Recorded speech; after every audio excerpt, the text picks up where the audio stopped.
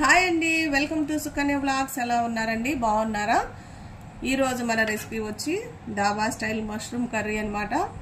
చాలా చాలా బాగుంటుంది. చాలా సింపుల్గా చేసి చూపిస్తారు మీకు. చూసారు కదా, డాబా స్టైల్లో ఉంటుంది. చాలా రుచిగా చేసి చూపిస్తాను. దీని తయారీ విధానం ఒకసారి చూసేయండి. ముందుగా స్టవ్ వెలిగించుకొని బాండీ పెట్టుకోవాలన్నమాట. ఇప్పుడు ఈ బాండీలో పెద్ద టమాటాలు ఒక 2 ముక్కలుగా కట్ చేసి వేసుకోండి. అలానే ఉల్లిపాయలు కూడా ఒక 2 కట్ చేసి ముక్కలుగా వేసుకోండి. పెద్ద సైజు ఉల్లిపాయలు తీసుకోండి. అలానే ఒక పచ్చిమిరపకాయ, ఒక బిర్యానీ ఆకు, ఒక ఎండుమిరపకాయ. ఇప్పుడు దీంట్లో చిన్న చెక్క ఒక ముక్క వేసుకోండి. అలానే 2 లవంగాలు, ఒక 2 యాలకులు, అలానే కొంచెం ఒక చిటికెడు షాజీరా వేసుకొని కొంచెం నూనె వేసుకొని వీటిని మగ్గ పెడదాం. బాగా ఒక 2 టేబుల్ స్పూన్ల దాకా నూనె వేసుకోండి. ఏం బాగా వేగన అవసరం లేదు, కొంచెం మగ్గితే చాలు. ఇప్పుడు వీటిని మూత పెట్టి మగ్గ పెట్టుకుందాం. మనకి టమాటాలు మగ్గేలోపు ఈ మష్రూమ్ క్లీన్ చేసుకోవాలి. నీట్గా ఈ మట్టి అంతా కడుక్కోవాలన్నమాట. మనకి ఇవి సూపర్ మార్కెట్లో దొరుకుతాయి.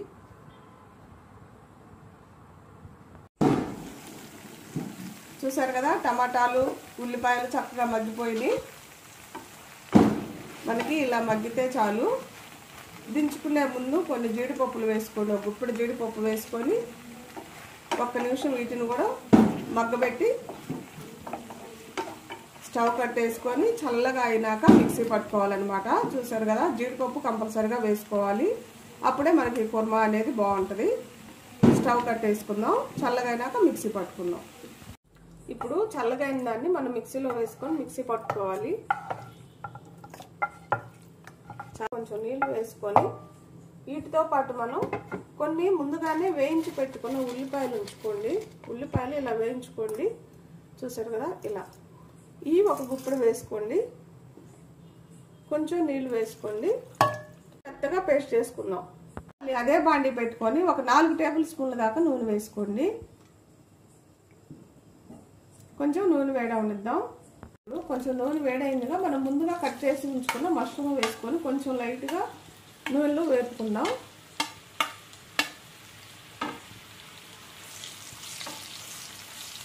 ఎక్కువ అవసరం లేదు, గట్టిగా అవుతాయి. ఒక 2 నిమిషాలు ఇలా నూనెలో వేయించుకొని పక్కకు తీసుకుందాం.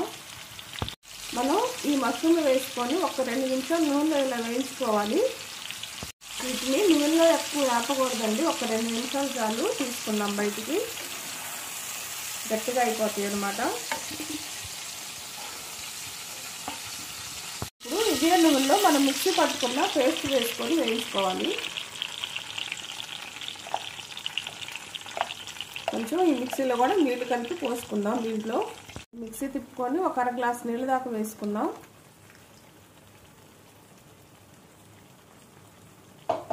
ఇప్పుడు దీంట్లోనే రుచికి తగినంత సాల్ట్ వేసుకోండి. 1/2 టీ స్పూన్ కారం వేసుకుందాం. అలానే ఒక 1/4 టీ స్పూన్ పసుపు వేసుకోండి. ఒక 1/4 టీ స్పూన్ అల్లం వెల్లుల్లి పేస్ట్ వేసుకోండి. మీరు కావాలంటే అల్లం వెల్లుల్లి పేస్ట్ కాకుండా మనం ముందుగానే టమాటాలు ఉడకబెట్టేటప్పుడు కొంచెం అల్లం అలానే కొన్ని వెల్లుల్లి రెబ్బలు వేసుకొని మిక్సీ పట్టుకోవచ్చు. ఇప్పుడు దీంట్లో మనం మష్రూమ్ వేసుకుందాం. మనం వేయించి పెట్టుకున్న మష్రూమ్ కూడా వేసుకోండి.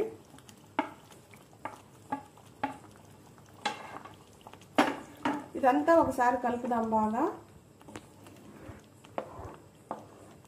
చూసారు కదా, ఇలా మొత్తం కలిపి మనం మూత పెట్టి ఒక 5 నిమిషాలు ఉడికించుకుంటే సరిపోయిద్ది. ఎందుకంటే ఆల్రెడీ ఇదంతా ఉడికిన పేస్టే కాబట్టి.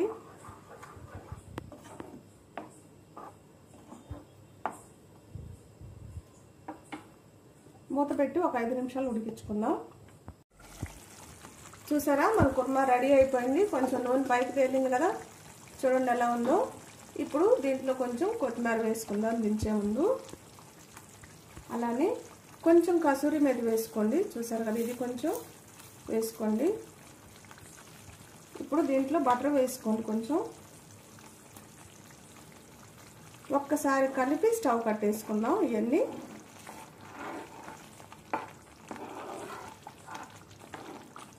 రెడీ అయిపోయింది. స్టవ్ కట్టేసుకుందాం. చూసారు కదా మన కర్రీ రెడీ అయిపోయిందండి. ఈ కర్రీ మనం హోటల్కి వెళ్ళి తినాలంటే బోల్డ్ అంత రేటు తీసుకుంటారు. అది ఇద్దరికి కూడా రాదనమాట ప్లేట్ కర్రీ వచ్చి.